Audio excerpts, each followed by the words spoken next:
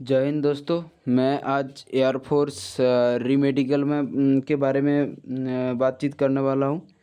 तो मेरा एयरफोर्स जो रीमेडिकल था वो 31 अगस्त था और सेंटर था 19 विंग गुवाहाटी। तो मैं आज बताऊंगा कि मेरा क्या क्या डॉक्यूमेंट लगी थी। और मेरा जो डॉक्यूमेंट लगी थी वो रेड गार्ड लगी थी और मेरा 4 कॉपी फ़ोटो लगी थी। और पेन तो आपको ले जाना ही है और एमआरओ फॉर्म ले जाना है और आधार कार्ड ले जाना है। तो यही डॉक्यूमेंट्स मेरे लगी थी और मैंने देख लिया कि सेंटर पे वेरी करता है क्या क्या लगता है। तो अपने हिसाब से आप ये डॉक्यूमेंट मस्ट ले जाइए और एक्स्ट्रा आप चाहे तो डॉक्यूमेंट ले जा सकते हैं। और एमआरओ फॉर्म और रेड कार्ड में मेंशन किया है कि क्या क्या ले जाना है। तो आप ये डॉक्यूमेंट मस्ट ले जाइए और एक्स्ट्रा आप चाहे तो मतलब जो कुछ भी आप चाहे तो एक्स्ट्रा डॉक्यूमेंट भी ले जा सकते हैं। ठीक है। अब मैं आता हूँ कि जो क्या क्या प्रोसेस चलता है रीमेडिकल में। तो पहले बताऊंगा कि दोस्तों आप अगर रीमेडिकल देने जा रहे हो तो पहले बताऊंगा कि अब कम से कम 1 वीक का जुगाड़ करके ले जाइए कि आपको ऐसे जाना है कि वहाँ 1 वीक रहना पड़े तो आप रह सको। ऐसे आपको पैसे वगैरह मनी वगैरह ले जाना है। ठीक है। और क्योंकि वहाँ उधर भाई रीमेडिकल का बात है, वो बोरिंग चीज़ होता है। उधर आप अपना लग सकता है अपना टाइम। तो अपना ऐसे आप ले जा सकते हो। हाँ, आपको 1-2 दिन में भी हो सकता है, लेकिन अपना ये 3-4 दिन 1 वीक भी लग सकता है। ठीक है, क्योंकि मैंने देखा बहुत लोगों को, आपका अगर ज़्यादा पॉइंट है तो आपको रुकना पड़ सकता है। ठीक है। तो अपना हिसाब से 1 वीक आप समझ के ले चलो। तो आप चलता हूँ कि पहले दिन मेरा 31 अगस्त को क्या हुआ। तो मेरा जो 31 अगस्त था वो पहले हम लोगों ने हमारा रिपोर्टिंग था 5:30 बजे। तो उन लोगों ने 7 बजे एंट्री की। तो उसके बाद हमारा जो चेकअप हुआ वो हमको पहले बैठे रहना पड़ा बहुत देर, मतलब 2 आवर्स तक बैठे रहना पड़ा। उसके बाद उन लोगों ने पहले बहुत सारे फॉर्म भरवाए। और फॉर्म हम आप लोगों को पहले ही बता रहा हूँ कि कोई ब्लैक पेन से कोई फॉर्म नहीं भरेगा, सभी ब्लू पेन से भरेगा। क्योंकि ब्लैक पेन उन लोगों को मतलब रेस्ट्रिक्टेड है, आपको ब्लू पेन ही में ही भरना है। ठीक है। तो फॉर्म भरना है और 2-3-4 फॉर्म भरना है। उसके बाद जो चेकअप होगा वो है वेट। पहले वेट होगा, जिन जिन भाई को वेट का प्रॉब्लम है तो वेट का चेकअप होगा। तो मैं पहले बता दूं कि एयरफोर्स का रीमेडिकल में आपको जो जिन जिन पॉइंट में रीमेडिकल मिला है वही आपको चेकअप होगा, अदर्स कोई चेकअप नहीं होगा। सिर्फ आपको अगर 2 पॉइंट मिला है तो उन 2 पॉइंट ही चेकअप होगा, अदर्स कोई पॉइंट चेकअप नहीं होगा। ठीक है। जैसे एग्जाम्पल मान लेते हैं कि आपका वेट के पॉइंट है और डीएनएस का पॉइंट है। तो आपका बस वेट का ही और डीएनएस का ही चेकअप होगा और कुछ एक्स्ट्रा कुछ चेकअप नहीं होगा। ठीक है। तो पहले दिन हम लोगों का जिन जिन भाइयों का वेट का था उन लोगों का वेट का पॉइंट चेकअप हुआ, ईसीजी का चेकअप हुआ। ठीक है। और जो ब्लड टेस्ट हुआ और जो था चेस्ट एक्सरे था। और दोस्त मैं बोल दूं कि सीवीएस जो रिव्यू जो होता है वो एक्चुअली ईसीजी का ही पॉइंट होता है। उन लोगों ने जो जो सीवीएस का जो पॉइंट लिखा है उन लोगों ने पूरा नहीं लिखा। Actually CVS review ECG abnormality, तो ईसीजी का ही वो पॉइंट है। तो जिन जिन भाइयों का सीवीएस रिव्यू है उनका भी ईसीजी होगा।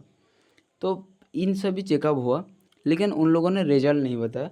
उन लोगों ने हम लोगों को base hospital, nearest base hospital BH में 151 बीएच में रेफ़र किया। तो वो 1 अगस्त था। तो हम लोगों को पहले उस 19 विंग में ही उस दिन बोला कि आने को बोला। उसके बाद हमें बस में nearest base hospital 151 base hospital में ले गए। तो वहाँ पे हम लोगों को जाते जाते लगभग 10 बज गए। उसके बाद हमारा जो आई चेकअप हुआ, जिन जिन भाइयों का आई आई चेकअप हुआ, जिन जिन भाइयों का आई का प्रॉब्लम था उन लोगों ही चेकअप हुआ। और जिन्हें जिन्हें फिट कर दी तो उन लोगों ने बोल दिया कि आप फिट हो तो आप चले जाओ। और जिन लोगों के अनफिट था उन लोगों ने डायरेक्ट मतलब चेकअप होने के बाद 5 मिनट्स या 10 मिनट्स बाद ही उन लोगों ने बोल दी। तो वो सिर्फ बोल देगा कि आप फिट हो, उन लोगों का कोई मतलब ग्रीन कार्ड और रेड कार्ड नहीं देगा। वो आपको फिर से आपका पहला जो एयरफोर्स स्टेशन आपका 19 विंग गुवाहाटी है, वहाँ पे ही आपको जाना है। जाके बात करना है कि कैसे ग्रीन कार्ड मिलेगा। ठीक है, उन लोगों ने कुछ नहीं देगा। उन लोगों से आपको यही बता देगा कि आप फिट हो या फिर अनफिट हो। वो आपको पॉइंट चेकअप होने के बाद ही बता देगा। ठीक है, तो पहला 1 तारीख को हमारा यही चेकअप हुआ। उसके बाद फिर हमें बुलाया कि 8 तारीख को आपको यही बेस हॉस्पिटल में रहना है, ये मतलब रिपोर्ट करना है। तो हमने तो उसके बाद 2 तारीख को, उसके बाद उन लोगों ने बोला कि 2 तारीख को मतलब यही रिपोर्ट करना है, बेस हॉस्पिटल पे रिपोर्ट करना है 2 तारीख को। ठीक है, 1 तारीख को पहले हो गया। उनके बाद तो और भी पॉइंट बचा है ना, तो उन लोगों ने फिर बोला कि 2 तारीख को आओ। 2 तारीख को सैटरडे था शायद। तो 2 तारीख को हमें रिपोर्ट करना है वही 151 बेस हॉस्पिटल पे। तो हम वही के रूम लेके मतलब नियरेस्ट का वो जो होता है बेलदला, वो जो अंडर में पड़ता है तो वो बेलदला बोलता है, बेलदला। तो बेलदला में ही एक रूम लेके रह गए।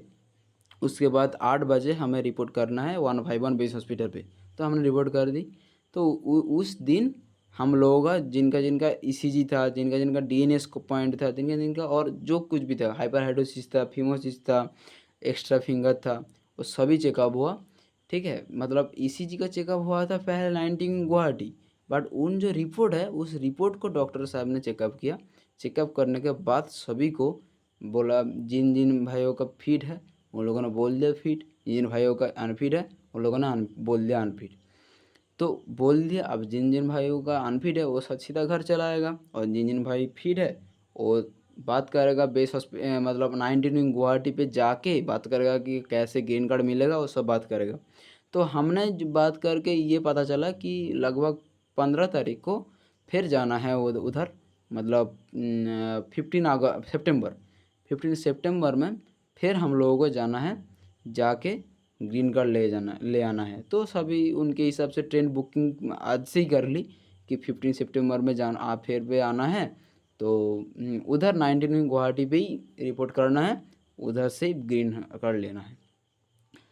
तो ऐसे समझ लो कि आपको मतलब बहुत दिक्कत है अगर ई मेडिकल में पढ़ गया। लेकिन अगर पढ़ा तो क्लियर तो करना होगा, थोड़ा तो कुछ मेहनत तो करना ही होगा। तो आप बता दो कि कौन कौन सा माइल्ड पॉइंट है जो इजी से क्लियर हो जाता है। तो मेरा जो वेट का जिन जिन भाइयों का प्रॉब्लम है वो आप ज़्यादा मत सोचो, आप चले जाओ, आसानी से वेट क्लियर हो जाएगा। जिन जिन भाइयों का डीएनएस का प्रॉब्लम है, अगर आपने ऑपरेशन कर ली तो आप थोड़ा भी सोचने का कोई ज़रूरत नहीं, बोल देना कि हमने ऑपरेशन किया है, बस इजी से क्लियर हो जाएगा। बट दिक्कत वही है जिनका कलर ब्लाइंडनेस है। ठीक है, तो उन लोगों का थोड़ा दिक्कत है, मतलब आई प्रॉब्लम थोड़ा बहुत दिक्कत होता है, आप लोगों को पता ही होगा आई प्रॉब्लम। और flat foot, carry angle, extra finger, ठीक है, ये सभी दिक्कत है। और बाकी ईसीजी का पॉइंट भी क्लियर हो जाता है, लेकिन वो थोड़ा टाइम कंज्यूमिंग है। ठीक है, आपको 2-3 दिन लग सकता है, लेकिन क्लियर हो जाता है। और एक बात, आपका हाइपरहाइड्रोसिस अगर है, मतलब हाथ में पसीना आता है, तो वो भाई दिक्कत है, मतलब क्लियर हो नहीं होगा। मतलब पसीना आए तो वो लोग समझ जाता है और वो अनफिट बोल देता है। तो ये प्रॉब्लम है। और अगर चेस्ट एक्सरे वगैरह ये सब कुछ है तो ये भी क्लियर हो जाता है। बस आपको रिपोर्ट दिखाना है डॉक्टर साहब को कि मैंने पहले भी डॉक्टर से मिला है, उन लोगों ने ऐसे ऐसे बताया, तो आपको रिपोर्ट दिखाना है तो हो जाता है। तो यही माइल्ड प्रॉब्लम हो जाता है। लेकिन जो नहीं होता वो है आपका हड्डी का प्रॉब्लम, ऑर्थो का प्रॉब्लम, आपको मतलब दिक्कत होता है। ठीक है, कैरी एंगल वगैरह, नॉकनी वगैरह, फ्लैट फुट वगैरह। ठीक है, और आई प्रॉब्लम बहुत कम ही बच्चे हैं जो पास किया है आई में। ठीक है, क्योंकि वो तो आप आई में क्या करोगे, ठीक है, वो चेकअप नहीं होगा। और हाइपरहाइड्रोसिस जिनका भी है मेरे बैच में, वो मतलब उनका नहीं हुआ, हाइपरहाइड्रोसिस में दिक्कत होता है। तो यही तक। तो अगर हमारा इन्फॉर्मेशन अगर अच्छा रहे तो लाइक शेयर सब्सक्राइब कर दीजिएगा। जय हिंद।